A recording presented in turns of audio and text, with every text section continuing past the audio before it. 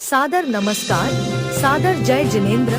क्षमा news channel कहीं भी कभी भी सही और सकारात्मक समाचारों के लिए देखना और सुनना न भूलें।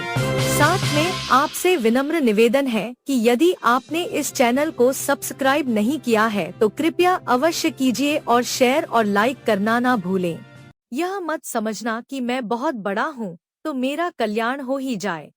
यह बात कही थी संत शिरोमणि आचार्य श्री विद्यासागर जी महाराज ने अपने शिष्य पूज्य जैन मुनि श्री कुंथु सागर जी महाराज से। लीजिए सुनिए वह अद्भुत संस्मरण। पुणे में विराजमान आचार्य श्री शिष्य मुनि श्री कुंथु सागर जी महाराज से संस्मरण सुना करके अपनी बात को मैं समाप्त करूंगा। आचार्य भगवान के भावों को आपके सामने रख रहा हूँ।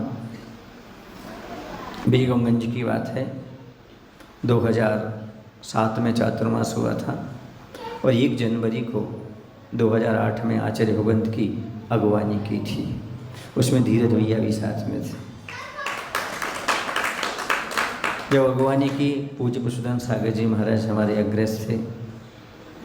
उस समय क्या हुआ कि आचार्य के पास बैठते थे तो शाम को भैयावती चल रही थी। मैंने पूछा आचार्य से, आचार्य जी केवली भगवान को 11 परिचय होते हैं, वो कैसे होते होंगे केवली भगवान को?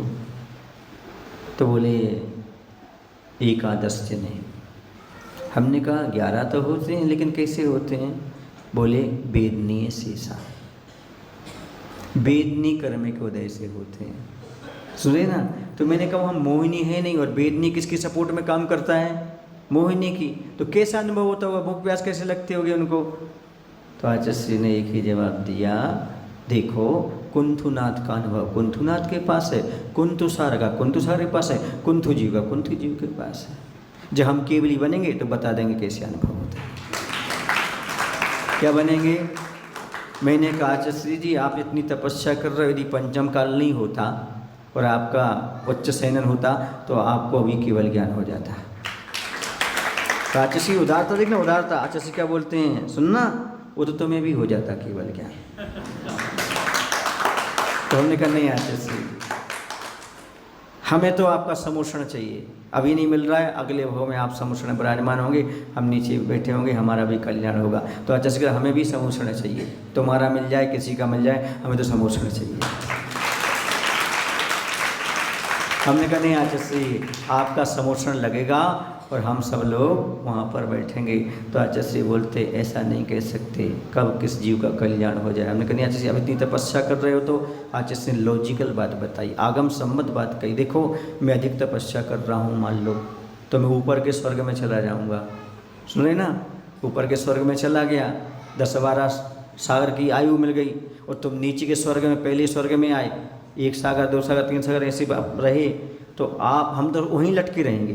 तो जब तक 2-3 भाव मनुष्य पर्याय के ले लोगे और लेके मुनि बन के कब कल्याण कर जाओ, हम वहीं से देखते रह जाएंगे। इसलिए कहा नहीं जा सकता कौन जीव कब अपना कल्याण कर ले। आचार्य भगवंत ने बताया, कर्म सिद्ध समझाया। ये मत समझना कि मैं बहुत बड़ा हूँ तो मेरा कल्याण हो ही गया, ऐसी कोई बात नहीं है। भगवान का समोषण लगा रहता है और बहुत से जीव आते हैं और दीक्षा लेकर के मोक्ष चले जाते हैं, भगवान उपदेश देते रहते हैं। बोलो ना भाई। इसलिए कौन छोटा कौन बड़ा इसका आकलन नहीं करना, बल्कि सोचना ही भगवान सबका भला हो, प्रत्येक आत्मा का कल्याण होना चाहिए। इस प्रकार का भाव लेकर के चलोगे तो निश्चित रूप से आप सत्य मार्ग पर चल रहे हो। क्षमा न्यूज चैनल देखने के लिए आपको बहुत बहुत धन्यवाद। सादर प्रणाम। सादर जय जिनेंद्र।